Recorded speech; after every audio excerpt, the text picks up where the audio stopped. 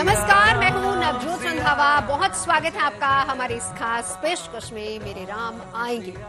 प्रभु श्री राम जीवन भर आदर्शों पर चले, हमेशा मर्यादा का पालन किया, जीवन के हर उतार चढ़ाव का मुस्कुराते हुए सामना किया। राम राजा होकर भी वैभव से दूर जंगलों में भटके, राम भगवान होकर भी माता सीता के वियोग से गुजरे। पिता के वचन को निभाने के लिए उन्होंने हर चुनौती को सहर्ष स्वीकार किया। आज मर्यादा की वही मूर्ति अपने भव्य मंदिर में विराजने जा रही है। देखिए, वैसे तो राम का जीवन खुद में एक दर्शन है, लेकिन इस दर्शन में कभी ना हार मानने का भाव है। राम का जीवन केवल मर्यादा की गाथा नहीं है, बल्कि संघर्षों की कठिन तपस्या भी है। तो आज बात प्रभु श्री राम के जीवन की कठिन परीक्षाओं की करेंगे, जानेंगे कैसे हर बाधा को प्रभु श्री राम ने संयम और धैर्य के साथ पार किया। साथ ही साथ आपको मंदिर आंदोलन के उन नायकों से भी मिलवाएंगे जिन्होंने प्रभु श्री राम के मंदिर के लिए लंबा संघर्ष किया। श्री राम राम श्री राम राम श्री राम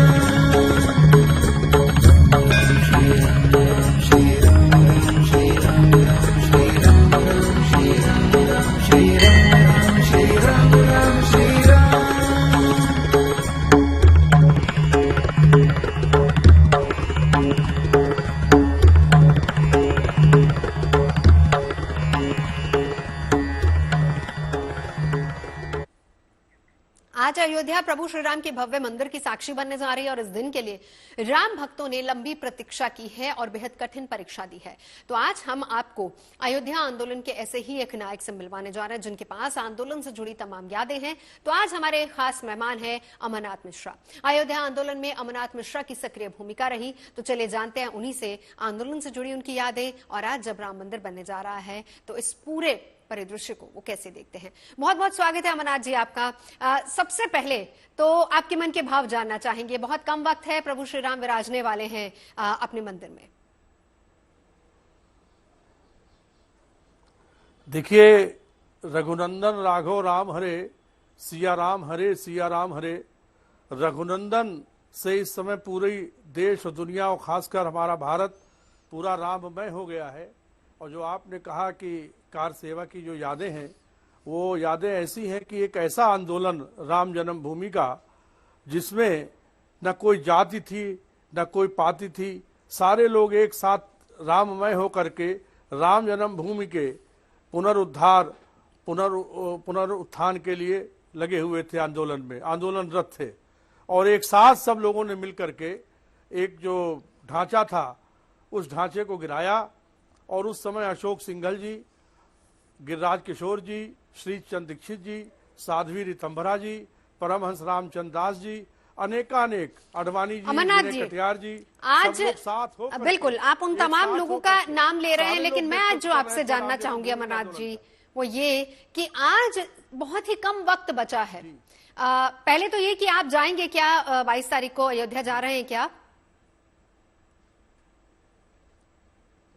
देखिए, 22 तारीख को अयोध्या हम इसलिए नहीं जा रहे हैं कि हमको और भी टीवी चैनलों में डिबेट में रहना है। जी। इस कारण से नहीं जा रहे हैं। और दूसरी चीज ये है कि हमको लखनऊ में भी उत्सव मनाना है। बिल्कुल, राष्ट्रीय स्वयंसेवक संघ के संघ चालक का एक आदेश है कि आप लोग अपने घरों में रहें और घर में भी राम ज्योति जलाएं। मोदी जी का भी यही फरमान है, उनका भी यही अनुरोध है पूरे देश के 140 करोड़ हिंदुओं से। बिल्कुल, तो हम अपने घर में ये इसलिए भी है, बिल्कुल ये इसलिए भी है क्योंकि 22 तारीख के बाद अमरनाथ जी लगातार ये कहा जा रहा है कि उसके बाद सभी लोग एक एक करके जाएंगे। चलिए, आप नहीं जा रहे, लेकिन देखिए, कहते हैं कि प्रभु श्री राम तो हर जगह पर हैं। उस दिन प्रभु श्री राम अयोध्या में, प्रभु श्री राम की बाल्य रूप की मूर्ति अयोध्या में वहां पर स्थापित होगी, लेकिन इसके अलावा भी कण कण में श्री राम बसे हुए हैं। हर किसी के हृदय में श्री राम बसे हुए हैं। आपका उस दिन क्या कार्यक्रम रहने वाला है? कैसे प्रभु श्री राम को आप याद करेंगे?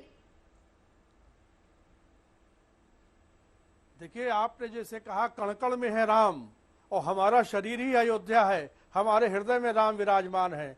इसलिए हमारे यहाँ 21 तारीख से ही राम उत्सव शुरू होगा। और राम उत्सव में हमारे पूरे क्षेत्र में जो है अन्न का भंडारा चलेगा और हम लोग दीपावली मनाएंगे और राम धुन गाएंगे, राम भजन गाएंगे। और राम लय जो इस समय पूरे देश में, दुनिया में एक राम लय चल रही है, राम लहर चल रही है, उस राम लहर में अपनी तालियों की सेवा देते हुए श्री राम जय जय राम करते हुए हम लोग राम का सुमिरन करते हुए अयोध्या में जो ऐतिहासिक 22 जनवरी को राम जी का दोबारा प्राकट्योत्सव हो रहा है उसका हम लोग स्वागत करेंगे। बिल्कुल। आप बहुत बार अयोध्या गए होंगे अमरनाथ जी, मैं ये भी जानना चाहूंगी हाल फिलहाल में जब आपका अयोध्या विजिट हुआ है, आपको कितनी अयोध्या बदली हुई नजर आ रही है? क्या कुछ नया नया नजर आ रहा है वहां पे? देखिए, जो अयोध्या बदली है उसका सबसे ज्यादा श्रेय हम उत्तर प्रदेश के मुख्यमंत्री माननीय योगी आदित्यनाथ जी को देंगे, क्योंकि उनका अयोध्या से एक लगाव रहा है। वो अयोध्या में राम जन्मभूमि मुक्ति आंदोलन के एक प्रणेता रहे हैं, नेतृत्व किया है महंत अवैधनाथ जी ने, उनके दादा गुरु भी उसको नेतृत्व कर रहे थे हिंदू महासभा की ओर से। योगी आदित्यनाथ जी ने तो पूरे राम मंदिर आंदोलन का नेतृत्व किया। वो अयोध्या को बहुत अच्छी तरीके से समझते हैं और जानते हैं। इस वजह से जब मुख्यमंत्री के रूप में योगी आदित्यनाथ जी उत्तर प्रदेश में उनकी प्रतिष्ठा हुई तो उन्होंने अयोध्या के विकास का एक जो संकल्प लिया है वो संकल्प हमारे सामने दिखता है कि आज पूरी दुनिया में पहले भी न्यारी अयोध्या थी, आज न्यारी भी हो गई और योगी जी ने जो विकास कार्य किया उससे वो प्यारी भी हो गई। बिल्कुल। चलिए, आप पूरे शिद्दत से इंतजार कर रहे हैं 22 तारीख का और आपने कहा कि 21 तारीख से तमाम कार्यक्रमों की शुरुआत हो जाएगी और आप भी, ये कोई आज की बात नहीं है। अगर मैं अमरनाथ जी बात करूं आपकी ही, आप बहुत लंबे समय से इस संघर्ष के साथ जुड़े रहे हैं। जाहिर सी बात है कि राम की शिक्षाओं से आप बहुत अच्छे तरीके से वाकिफ होंगे। हम जब राम की बात करते हैं, हम जब बात कर रहे हैं कि अब राम मंदिर बन रहा है, तो साथ ही साथ ये बात आती है कि अब राम राज्य की स्थापना भी होनी चाहिए। क्या लगता है, राम के आदर्शों को कितना एक इंसान अपने अंदर ढाल पाया है या ढालने की जरूरत है?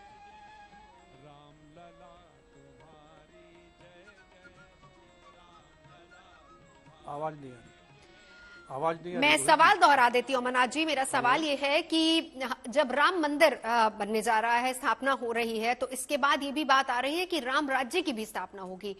वो एक कल्पना जो साकार होने जा रही है। लेकिन एक आम इंसान के तौर पर आप कैसे कह सकते हैं और कैसे देखते हैं, क्योंकि आपने राम को करीब से देखा, आपने राम को जाना, समझा, पढ़ा, कैसे हम राम की शिक्षाओं को, राम के जीवन को, उनके जीवन के पहलुओं को, उनके आदर्शों को अपने आप में ढाल सकते हैं? और क्या आप उस राम राज्य की जब कल्पना करते हैं उसमें वो सारी चीजें देखते हैं कि क्या वो सारी चीजें लोगों के अंदर आ रही हैं?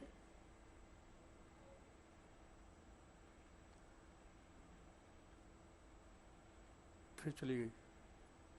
हेलो हेलो अमरनाथ जी, मेरा सीधा सा सवाल है, राम राज्य में क्या होना चाहिए? अब राम मंदिर बन रहा है, राम राज्य में आप क्या देखते हैं? अरे देखिए, जो आपका सवाल है राम राज्य की ओर, तो हम 2014 से पुनः राम राज्य की ओर बढ़े और मोदी जी के नेतृत्व में और उत्तर प्रदेश के मुख्यमंत्री योगी आदित्यनाथ जी के नेतृत्व में जो हम आगे बढ़े, तो राम राज्य का जो एक हम लोग सपना देखते थे या रामचरितमानस में पढ़ते थे या हम कथाओं में राम राज्य की कल्पना और सपने को जो सुनते थे, अब वो धीरे धीरे साकार होता नजर आ रहा है। क्योंकि अयोध्या जो है वो पूरी दुनिया से न्यारी थी और आज अयोध्या को जो विकास हुआ है पूरी दुनिया देख रही है। और खाली हम हिंदुओं की बात नहीं करेंगे, अयोध्या के विकास से सारे जाति धर्म के लोग उससे प्रभावित हैं। सबका विकास हो रहा है और सब में एक राममय की भावना है। इसलिए है कि राम जो है वो संग्राम में भी राम है, आराम में भी राम है, विराम में भी राम है, विश्राम में भी राम है। और एक महीने जो मुसलमान रमजान मनाते हैं उस रमजान में भी राम है, क्योंकि किसी चीज में रमजाने का मतलब ही राम है। इसलिए राममय हमारी संस्कृति हो गई है और इस समय सनातन उदय हुआ है। और राष्ट्रीय स्वयंसेवक संघ के स्वयंसेवक होने के नाते और राष्ट्रीय स्वयंसेवक के संघ के संघचालक की जो भावनाएं हैं, जो मोदी जी की भावनाएं हैं, जो योगी जी की भावनाएं हैं, वो उससे पूरा भारत राममय हो रहा है। और अब हमें लगता है कि 22 जनवरी के बाद भारत जल्दी विश्व गुरु की तरफ कदम बढ़ाएगा और मोदी जी के नेतृत्व में हम पुनः राम राज्य की स्थापना करेंगे। जहां से सूरज उगता था और जहां सूरज का अंत होता था, अस्त होता था, वहां तक राम राज था। बहुत ही खूबसूरती से आपने राम की इस परिभाषा को बताया है, बहुत ही खूबसूरती से बताया है। जब हम कण कण में राम की बात करते हैं तो उसकी व्याख्या एक तरीके से आपने बहुत ही सुंदर शब्दों में की है। लेकिन यही बात, बहुत सारे लोग जाते हैं, मंदिर जाते हैं, प्रभु श्री राम के दर्शन करने के लिए भी जाएंगे। लेकिन आज की तारीख में एक हम त्रेता के राम कहते हैं और त्रेता के राम से बहुत कुछ सीखने की जरूरत है। अगर हम चाहते हैं कि कलयुग में भी हम उसी राम को देखें, वैसे ही राम राज्य को देखें, तो क्या कुछ और हमारे समाज में, सोसाइटी में आपको लगता है कि आना चाहिए? देखिए, बिल्कुल बदलेगा। जो आप ऐसे मूर्धन्य विद्वान, आवाज चली गई, चिंतक, विचारक, मनीषी और जो हमारे मीडिया है, जैसे आज तक है, आज तक को तो हम बहुत धन्यवाद देंगे कि आज तक ने पिछले एक महीने से 22 जनवरी का जो हमारा मंदिर का उद्घाटन होने जा रहा है, उसका जो प्रचार प्रसार आज तक कर रहा है, वो एक अपने आप में एक तरीके से हम कहेंगे कि आज तक न्यूज चैनल जो एक नई राम कथा उसने हम लोगों को दी है। जो लोग रामायण नहीं पढ़ सकते या नहीं पढ़ पाए या वो कहानियां नहीं समझ पाए, तो आज तक के माध्यम से उनका जो ज्ञान वर्धन हुआ है, जो उन्होंने राम के इतिहास को जाना और समझा है, हमको लगता है कि आज तक की जो महत्वपूर्ण भूमिका इस समय चल रही है वो हमारे समाज में, तो चैनल तो नंबर 1 ही है। और धर्म का प्रचार प्रसार करते हुए, सनातन धर्म का प्रचार प्रसार करते हुए कण कण में राम को वो व्याप्त करेगा और स्थापित करेगा। बिल्कुल, बहुत बहुत शुक्रिया हमारे साथ जुड़ने के लिए और बहुत बधाई। आप उस दिन भले ही ना जा पाए, लेकिन जहां भी होंगे आप भी प्रभु श्री राम की धुन में ही रमे नजर आएंगे। बहुत बहुत शुक्रिया हमारे साथ जुड़ने के लिए। राम सिया राम, जय जय राम। जैसे जैसे प्राण प्रतिष्ठा की तारीख नजदीक आ रही है, वैसे वैसे राम की भक्ति के रंग चारों ओर नजर आ रहे हैं। हर कोई सांस्कृतिक आयोजनों में अपनी भागीदारी दर्ज करवाना चाह रहा है और इसी कड़ी में देश भर के अलग अलग हिस्सों से तमाम तस्वीरें लगातार हमारे पास आ रही हैं। घर घर राम मंदिर के मॉडल को पहुंचाने की तैयारी की जा रही है। अयोध्या से लेकर मुंबई तक राम की मॉडल की डिमांड ने सारे रिकॉर्ड तोड़ दिए हैं। धनबाद की तस्वीर आप देखिए। धनबाद की रहने वाली सरस्वती देवी 30 साल बाद अपने मौन व्रत को तोड़ रही हैं। उन्होंने राम मंदिर बनने तक कुछ भी न बोलने का व्रत लिया था। दिल्ली के एक पेंटर की तस्वीर भी आपको दिखा रहे हैं, जो अपनी पेंटिंग्स के जरिए राम कथा को उकेर रहे हैं और सबको चकित कर रहे हैं। इसी तरह नवसारी की तस्वीर, जहां पर वो परिवार भी बेर के साथ अयोध्या पहुंच रहा है, जो खुद को शबरी का वंशज मानता है। आपके सामने 6 तस्वीरें हैं और ये तस्वीरें बता रही हैं कि कैसे राम का नाम चारों दिशाओं में गूंज रहा है।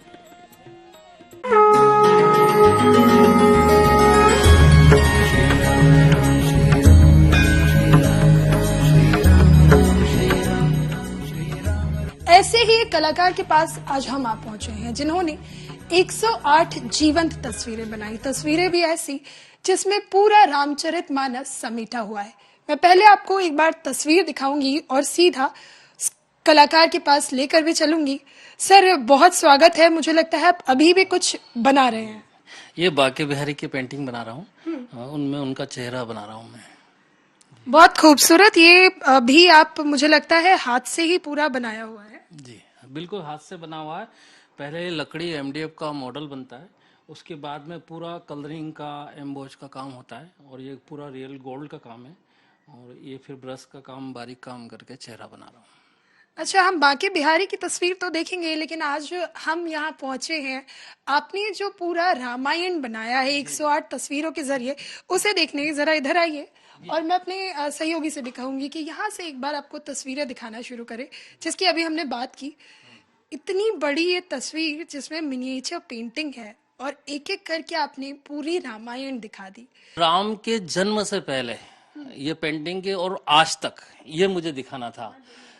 तो राम जैसे यज्ञ हुआ, यज्ञ के बाद सारी लीलाएं हुई, उसके बाद ये राजतिलक हुआ है और फिर जब ये हम राम मंदिर बनाया है, तो आज तक जो है 22 तारीख को जो उद्घाटन होना, प्रभु विराजेंगे, तो जब प्रभु विराजेंगे तो मैंने सूर्य पीछे बनाया है कि जो एक नया सूरज सनातन धर्म के लिए उदय होगा और सनातन धर्म का भगवान से, हनुमान जी की कृपा से ये सब है और ये जो किरणें हैं पूरे देश को, पूरे वर्ल्ड को रोशन करेगा ये मंदिर। इसी भावना से मैंने पूरा सूरज बनाया है पीछे। श्री राम राम, श्री राम राम, श्री राम राम, श्री राम राम, श्री राम राम।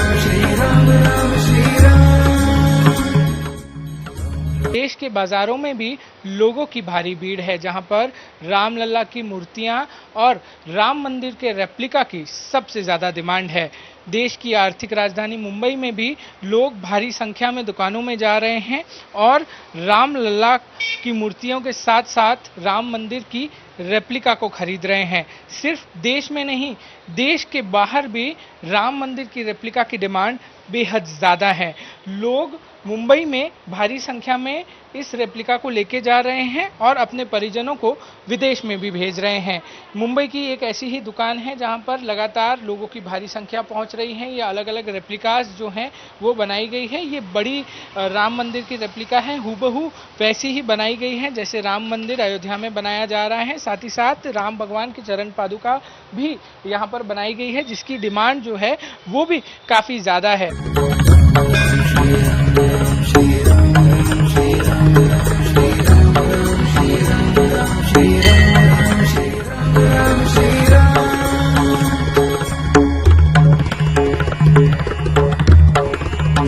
इस वक्त ये तस्वीरें चंडीगढ़ के सेक्टर 40 के हनुमान मंदिर की देख रहे हैं, जहां पर राम प्रतिष्ठा के लिए तमाम तरह से पूरी तैयारियां हैं वो इस वक्त महिलाएं कर रही हैं।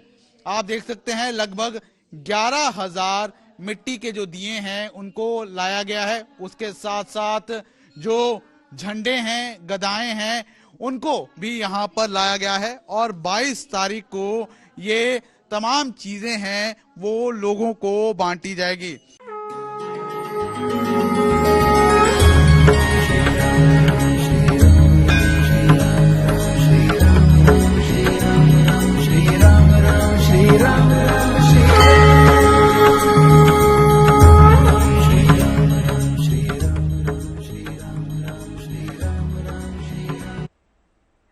अयोध्या का हर दिन खास है। देश में रामोत्सव का उल्लास है और राम मंदिर में दरवाजे लगाने का काम शुरू हो चुका है। गर्भगृह के मुख्य द्वार पर दरवाजा लगाया जा रहा है और इन दरवाजों पर सोने की परत चढ़ाई गई है। इतना ही नहीं, नागर शैली की झलक भी मंदिर के दरवाजों पर साफ तौर पर देखने को मिल रही है। इस बीच प्राण प्रतिष्ठा में शामिल होने मेहमानों को स्मृति चिन्ह भी राम मंदिर ट्रस्ट की तरफ से दिए जाएंगे और उत्तर प्रदेश में 22 जनवरी को शिक्षण संस्थान बंद रहेंगे।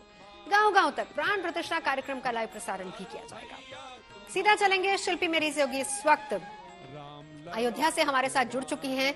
शिल्पी, बहुत कम वक्त बचा है, 12 से 13 दिन का वक्त। आज अयोध्या कैसी नजर आ रही है? आप सरयू के किनारे ही हैं शायद, दिखाइए जरा तस्वीरें वहां से।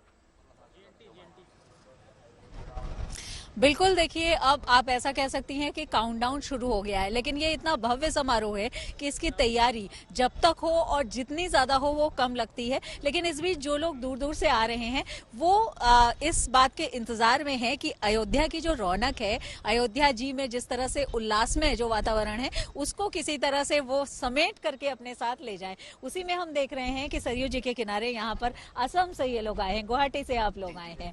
ये बताइए कि अयोध्या पहले आए हैं या पहली बार आए? नहीं, मैं तो अयोध्या पहली बार आया हूँ। हम लोग का आज से ही श्री राम जन्मभूमि में शुक्ल यजुर्वेदीय माध्यान्हिनी शाखा का सुहाकार यज्ञ चल रहा है।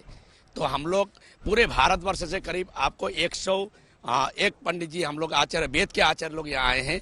और आज से हम लोग श्री राम प्रभु का जो 22 जनवरी के दिन जो भव्य दिव्य और मंदिर में जो प्रतिष्ठा, प्राण प्रतिष्ठा होगा, उसके लिए आज कई महीनों से यहाँ चारों वेद, सारे शास्त्रों, सारे उनके उपनिषदों की यज्ञ चल रही थी। तो अभी यजुर्वेद का यज्ञ चल रहा है। अच्छा, यजुर्वेद का यज्ञ चल रहा है, आप उसमें करने के लिए वो आए हुए हैं? जी जी। और कितने आचार्य आपने बताया है? हमने करीब 101 आचार्य आए हैं। सुबह 8, साढ़े 8 बजे से यज्ञ शुरू होता है, 12:30 बजे तक।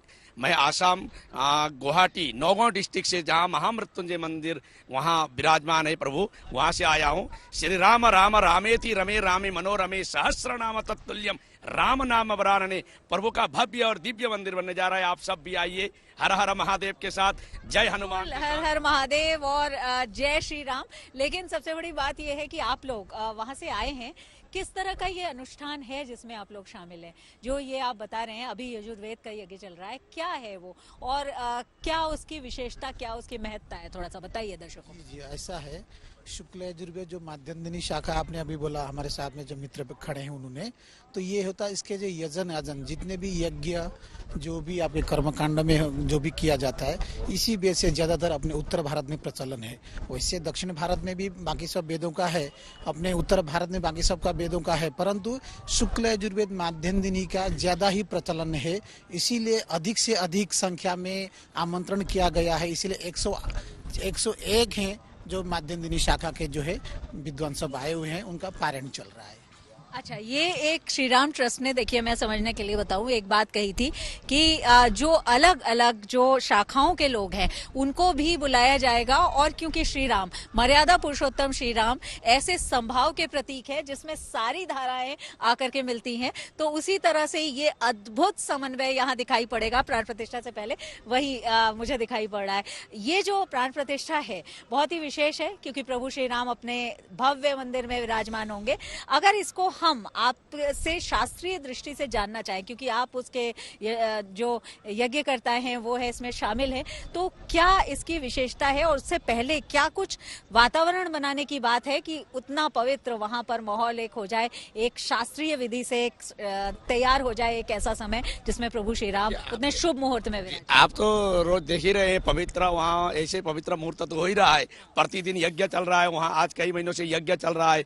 देश, हमारे सारे देश के हमारे साधु संत महात्मा लोग, गुरुजनों लोग सब आ रहे हैं। ऐसे ही पवित्र राम नाम ही पवित्र है, राम का नाम ही पवित्र है, तो अब उसमें हम पवित्रता क्या ढूंढेंगे? जहाँ राम अपने हृदय में विराजमान है तो स्वयं उसका जो शास्त्रीय विधि सम्मत जो वो है कि आप करते हैं, उससे पहले वो विशेष आयोजन और ज्यादा हम कह सकते हैं कि पवित्रता और भव्यता के लिए है। हालांकि राम नाम तो समस्त हम कह सकते हैं सुखों का सार है, संसार का सभी बातों का संसार के सार है। जी जी, राम नाम तो सुखों का सार है। और आप बार बार यही पूछ रहे हैं कि और क्या होना चाहिए। वहाँ पर कर रहे हैं, अब हम लोग अभी यज्ञ कर रहे हैं, जैसे कोई भी कार्य करने के लिए हम लोग उसका पाठ और उसका हवन यज्ञ होता है। बोला गया, वेद में भी बोला गया था, यज्ञात भवति पर्जन्य, पर्जन्यात यज्ञ संभव। यज्ञ तो होना ही चाहिए। यज्ञ होने से वृष्टि होती है, वृष्टि होने से फल फूल फलते हैं चारों तरफ। किसी भी शुभ कार्य से पहले होती है, ये कह रहे हैं। लेकिन सही में राम से बड़ा राम का नाम, इसलिए राम देखिए के जो प्राण प्रतिष्ठा समारोह से पहले ये यज्ञ तो हो ही रहा है। बिल्कुल। मैं एक यहाँ पर अशरफी भवन पीठ पर भी गई थी, वहाँ छोटे छोटे जो वेद पाठी हैं, जो वैदिक रीति से शिक्षा ग्रहण करते हैं, वो राम रक्षा स्तोत्र का पाठ कर रहे हैं, निरंतर कर रहे हैं। चलिए हम लौटेंगे। लगातार अयोध्या राममय हो गई है और राम के रंग में रंगी हुई है अयोध्या। अलग अलग तस्वीरें लगातार हमें शिल्पी भी लगातार हमें दिखा रही हैं। तो राम मर्यादा पुरुषोत्तम है, मर्यादित जीवन ही उनका संदेश है। हालात कैसे भी रहे हों, भगवान श्री राम ने मर्यादा को कभी नहीं छोड़ा। श्री राम ने भी अपने जीवन में कई परीक्षाएं दी और इन्हीं परीक्षाओं को पार कर वो मर्यादा पुरुषोत्तम कहलाए। राम अयोध्या के सिंहासन पर विराजने वाले थे, लेकिन तभी वन जाने का आदेश मिला। मगर राम के माथे पर शिकन तक नहीं आया। सीता माता का हरण हुआ, लेकिन राम विचलित नहीं हुए, बल्कि अपनी पत्नी का हरण करने वाले की तलाश में निकल पड़े। मेघनाथ से लड़ते हुए लक्ष्मण को शक्ति लगी। भाई को संकट में घिरा देखकर श्री राम ने धीरज नहीं खोया। उन्होंने हनुमान की सहायता से उस संकट को पार किया। लंका जाने के लिए समुद्रदेव से रास्ता देने की विनती राम ने की, लेकिन समुद्रदेव ने उनकी विनती नहीं मानी। तब भी राम हारे नहीं, उन्होंने विनय नहीं छोड़ा। असल में राम की मर्यादा और राम का साहस ही उनके सबसे बड़े हथियार थे। यही वजह है कि आज भी सफल होने के लिए धीरज और धरने और आत्मविश्वास के साथ आगे बढ़ने की सलाह दी जाती है। इसी पर आज हम चर्चा करेंगे। खास मेहमान हमारे साथ जुड़ चुके हैं जगत गुरु राम दिनेशाचार्य जी हमारे साथ इस वक्त है, बहुत बहुत स्वागत है। संत रमेश भाई शुक्ला जी भी कथावाचक हमारे साथ जुड़ चुके हैं और प्रभुजनानंद शरण जी भी हमारे साथ जुड़ चुके हैं। बहुत बहुत स्वागत है आप तीनों खास मेहमानों का। सबसे पहले शुरुआत में प्रभुजनानंद जी आप ही से करूंगी। आत्मविश्वास, साहस और धीरज हमें कभी नहीं खोना चाहिए। प्रभु श्री राम के जीवन से हमें ये शिक्षा जरूर लेनी चाहिए। जी जी नवजोत जी, सबसे पहले मैं श्रीमद गोस्वामी तुलसीदास जी महाराज की एक चौपाई, नीति प्रीति परमारथ स्वार्थ को न राम समझान जतारथ, यानी नीति क्या है, प्रेम की परिभाषा क्या है, स्वार्थ क्या है, परमार्थ क्या है, भगवान श्री राघवेंद्र से अच्छी तरह से कोई नहीं जान पाया इस संसार में। भगवान राम की शिष्टता, भगवान श्री राम का व्यवहार, श्री राम का भ्रातृत्व प्रेम, भगवान श्री राम का आदर्श पति का स्वरूप क्या होता है, अगर हम मानव जीवन का एक एक रूप आदर्श में हम चरित्र में देखना चाहेंगे तो सिर्फ और सिर्फ राम का ही रूप आएगा सामने। इसके अलावा और कोई रूप नहीं आता है। मैंने पहले भी कहा है कि आज अगर हम किसी अच्छे राज्य की परिकल्पना करते हैं तो हमारे सनातन धर्म में विक्रमादित्य महाराज का शासनकाल बहुत बढ़िया रहा है, लेकिन फिर भी हम विक्रम राज्य की बात नहीं करते हैं। जब भी हम करते हैं तो राम राज्य की बात करते हैं जी। और आज के समय में लोगों को श्री राम के जन्म से लेकर के अंतिम समय तक के राम कथा में क्या क्या बातें कही गई है। नवजोत जी, आपने सार बातें बता दी है कि मनुष्य के जीवन में जहां आप देखो क्या है, तुलसीदास जी महाराज ने एक शब्द कहा है, चित्रकूट के वन में भगवान श्री राघवेंद्र उस प्रकार से रह रहे हैं जिमी वासव बस अमरपुर सची जयंत समेत। यानी कि इंद्र जिस प्रकार से अपने पुत्र जयंत और अपनी पत्नी सची के साथ इंद्र स्वर्ग में रहते हैं, उसी प्रकार से भगवान श्री राघवेंद्र लक्ष्मण और श्री सीता जी के साथ वन में रह रहे हैं। जबकि वन की कठिनाइयां बहुत मुश्किल है, वहां रहना आसान नहीं है। भगवान श्री राम जिस शयन सैया पर शयन करते थे, निषाद राज गुह ने कहा है, सुरभि मृदु पयफेन समाना कोमल कलित सुपेती नाना। यानी जब गौ दोहन होता है उस समय जो बाल्टी में झाग निकलता है, उस तरह का सफेद और उस तरह का कोमल शयन सैया पर शयन करने वाले भगवान श्री राघवेंद्र कुश की चटाई पर सो रहे हैं, फिर भी उन्होंने उस वन की बिल्कुल। प्रभंजनानंद जी, लौटती हूँ आपके पास। संत रमेश भाई शुक्ला जी भी मौजूद है। बहुत अच्छी बात प्रभंजनानंद जी ने कही, कहने को राम लेकिन कठिनाइयों भरा जीवन, और उस कठिनाइयों में भी चेहरे पर कहीं शिकन नहीं आया। साहस आत्मविश्वास के साथ वो आगे बढ़ते चले गए और रास्ते खुलते चले गए।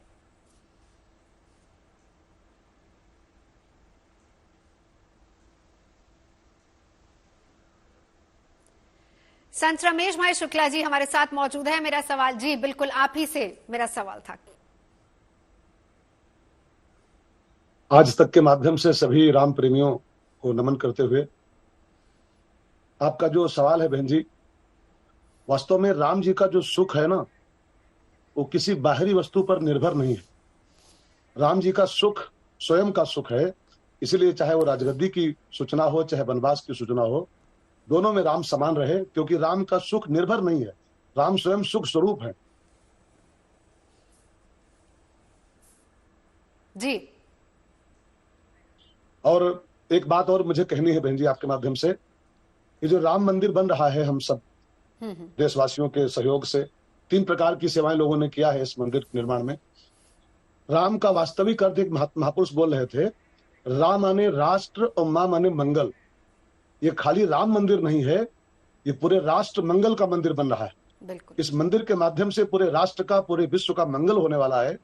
ये हजारों लाखों लोगों के 3 प्रकार की सेवा का फल जो विश्व को प्राप्त हो रहा है, उसके लिए मैं पूरे विश्व को आपके चरण के माध्यम से बधाई देना चाहता हूँ। बिल्कुल, हम चाहेंगे कि आप राम के जीवन पर भी थोड़ा प्रकाश डालें, उस पर हम चर्चा करेंगे। आप एक कथावाचक भी हैं, लेकिन उससे पहले जगत गुरु राम दिनेशाचार्य महाराज जी हमारे साथ हैं। महाराज जी बहुत बहुत स्वागत है आपका। महाराज जी, बहुत कम वक्त अब बचा है, प्रभु श्री राम अब विराजने वाले हैं, लेकिन उससे पहले बहुत जरूरी है कि हम बताएं इस समाज को, इस देश को, जो मकसद है हमारे इस कार्यक्रम का, कि आखिर क्यों राम हमारे लिए जरूरी है, राम के जीवन से हम क्या कुछ सीख सकते हैं। और जो आज का हमारा विषय हमने यही रखा कि कठिनाइयों भरा जीवन। कहने को राम राजा थे, लेकिन पूरा जीवन भर किस तरीके से उनके जीवन में पल पल कठिनाइयां आई, वो डरे नहीं, डिगे नहीं, आत्मविश्वास और साहस के साथ आगे बढ़ते चले गए। बहुत महत्वपूर्ण बात आप कह रही हैं। जीवन में भगवान श्री राम को वनवास मिला, 14 वर्ष तक भगवान श्री राम वनवास में रहे। ये बातें इतनी महत्वपूर्ण नहीं है। महत्वपूर्ण बात तो ये हो जाती है कि विवाह के पश्चात युवराज पद की घोषणा हो जाने के बाद राम जी को जब वन में भेजा गया, तो राम जी के जीवन में जो आनंद है, जीवन में जो डिप्रेशन नहीं आया, उनमें क्रोध नहीं आया, उनमें लोभ नहीं आया, उनमें दंभ नहीं आया। वर्तमान काल में ये प्रासंगिक हो जाता है कि नौवीं पीढ़ी भगवान श्री राम के इन चरित्रों से शिक्षा ले। केवल अनुकूलता में ही हमारे संस्कार काम न करें, प्रतिकूलता में भी हमारे संस्कार कार्य करें। भगवान राम अनुकूलता और प्रतिकूलता को भी अनुकूल बना देने की क्षमता भगवान राम में है। वनवास की बात को माँ से कहते हैं कि पिताजी ने मुझे जंगल का राजा बना दिया, पिता दीन मोहि कानन राजू। मुझे लगता है कि इन आदर्शों की स्थापना समाज में राम राज्य से ही हो सकती है, भगवान श्री राम से ही हो सकती है। और वर्तमान पीढ़ी जो है ये भी उस रामत्व के बोध से जब परिचित हो जाएगा तो मुझे लगता है कि राम राज्य की जो परिकल्पना है वो कहीं ना कहीं सार्थक हो जाएगी। जीवन में कष्ट आवे और कष्ट आने के बाद व्यक्ति टूट न जाए, सबरी के बैर यदि खाए राम, तब वो मर्यादा पुरुषोत्तम होकर के लौटे थे। केवट को गले लगाया, गीध को गले लगाया। और आप देखिए कि तुलसीदास जी कहते हैं कि प्रसन्नताम या ना गता अभिषेकस्तथा न ममले वनवास दुखता।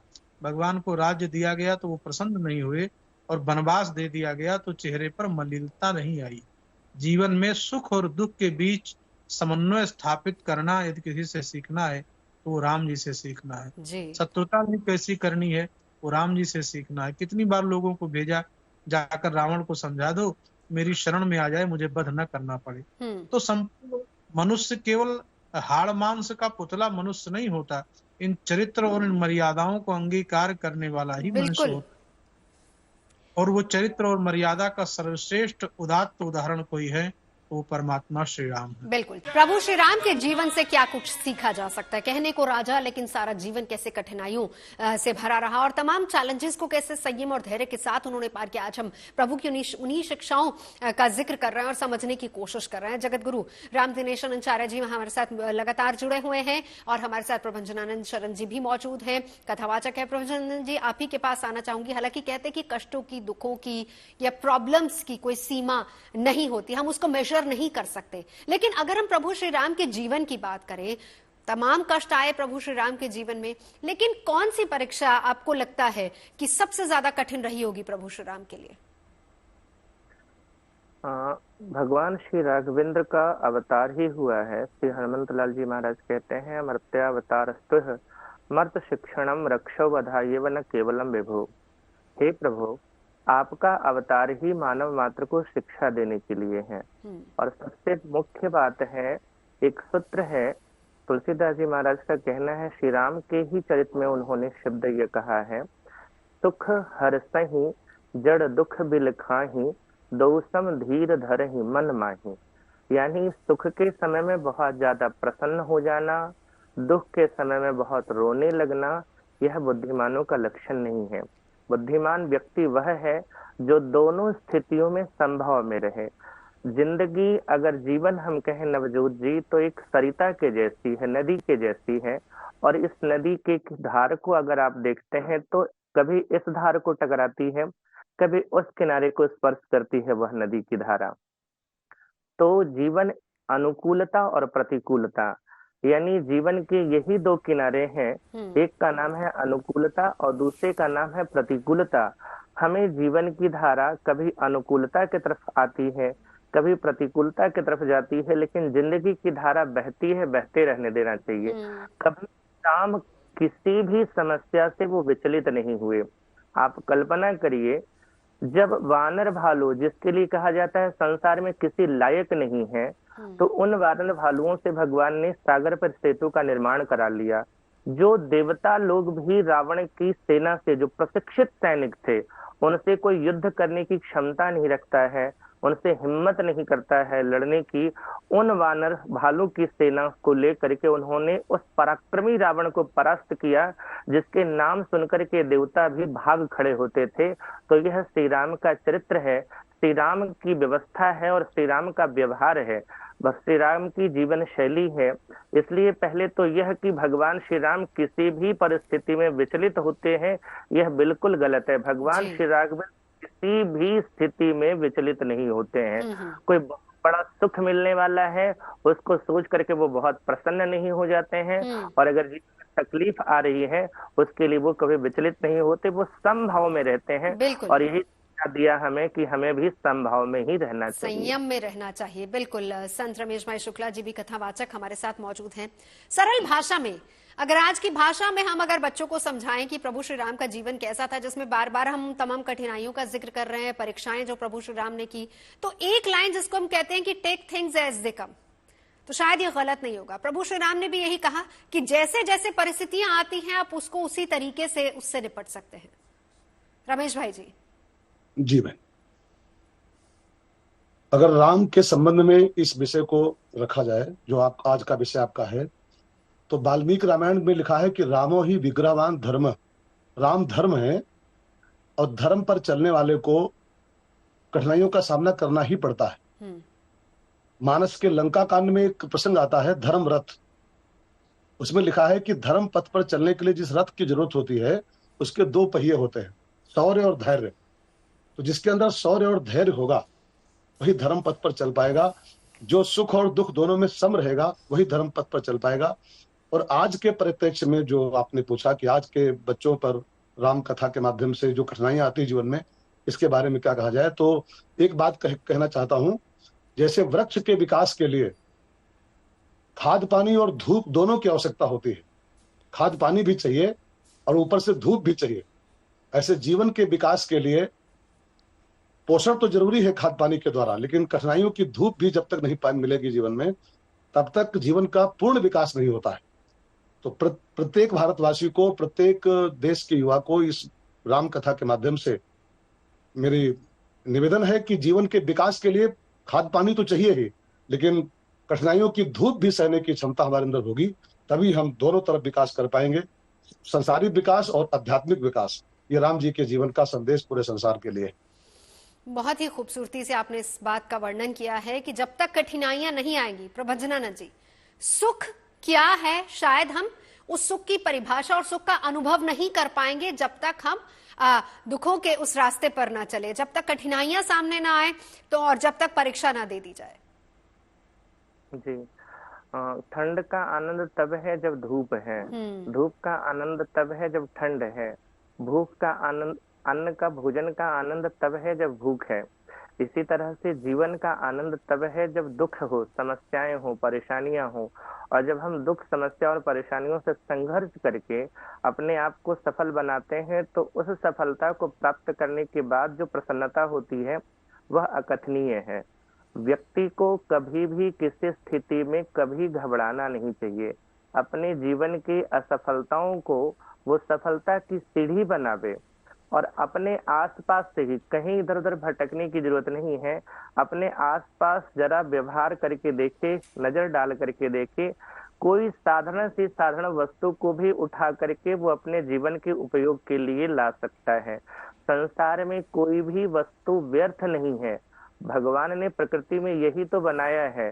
सिर्फ हमारे अंदर समझदारी की कमी है कि हम किसी भी वस्तु को व्यर्थ समझ बैठते हैं। अगर किसी वस्तु को उठा करके हम अपने उसको उपयोग में करने लगे, मैं कथाओं में एक शब्द कहता हूँ कि अगर कोई व्यक्ति दूध गर्म कर रहा हो और दूध अगर फट जावे, वो बिगड़ जावे, तो व्यक्ति परेशान हो जाता है कि हमारा दूध फट गया। परेशान होने की जरूरत नहीं है। अरे दूध फाड़ने के लिए तो हम क्या क्या यत्न करते थे, तब कहीं जाकर के पनीर बना था, और हमारा दूध फट गया तो परेशान होने की क्या जरूरत है, उसका पनीर बना करके आनंद लो उसका। इसी तरह से जीवन में अगर कभी गलत हो जाता है जी, प्रतिकूलता हो जाती है, तो उसमें व्यक्ति को घबराना नहीं चाहिए, बल्कि उस प्रतिकूलता को अपने अनुकूल बना करके उसे जीवन का आनंद लेना चाहिए। बिल्कुल, परिस्थितियों को अनुकूल कैसे करना है ये हम प्रभु श्री राम से ही सीखते हैं। चलते चलते एक मैं रमेश भाई आपसे भी जानना चाहूंगी प्रभु श्री राम के जीवन से, और वो विपरीत परिस्थितियां, वो तमाम नेगेटिविटी जो उनके जीवन में थी, या फिर हम जिसको कहें कि जो हालात उनके अनुकूल नहीं थे, उससे किस तरीके से बाहर निकलना है, क्या बताएंगे? प्रत्येक मनुष्य के अंदर ये क्षमता होनी चाहिए बहन जी। परिस्थितियां हमारे अनुकूल ही हो ये संभव नहीं है। बिल्कुल, हम अपने मनोबल के द्वारा, आत्मसंयम के द्वारा, राम जी की तरह मर्यादाओं का पालन करते हुए, धर्म का पालन करते हुए इन समस्याओं का समाधान ढूंढ करके उनसे बाहर निकलने का प्रयास कर सकते हैं। राम जी की कथा, ये पूरी कथा का संदेश है कि जीवन में संघर्ष तो आएंगे, लेकिन शांत चित्त से, धैर्य के साथ उन समस्याओं का सामना करते हुए हमको उनसे बाहर आना है। बिल्कुल, बहुत खूब, बहुत बहुत शुक्रिया दोनों खास मेहमानों का हमारे साथ जुड़ने के लिए। प्रभु श्री राम के जीवन से क्या कुछ सीख सकते हैं? अगर आपके जीवन में नेगेटिविटी है, परिस्थितियां आपके हिसाब से नहीं है, तो किस तरीके से आप प्रभु श्री राम के जीवन से सीख सकते हैं, कैसे जीवन को आगे जीना है, आज हमने जाना अपने खास मेहमानों से। तो चलिए, मेरे राम आएंगे बड़ी और महा कवरेज लगातार गुड न्यूज टुडे पर रोज आप देख रहे हैं शाम 4 बजे। चलते चलते राम धुन के साथ आपको छोड़े जाते हैं। सोरह जोड़ी शहनैया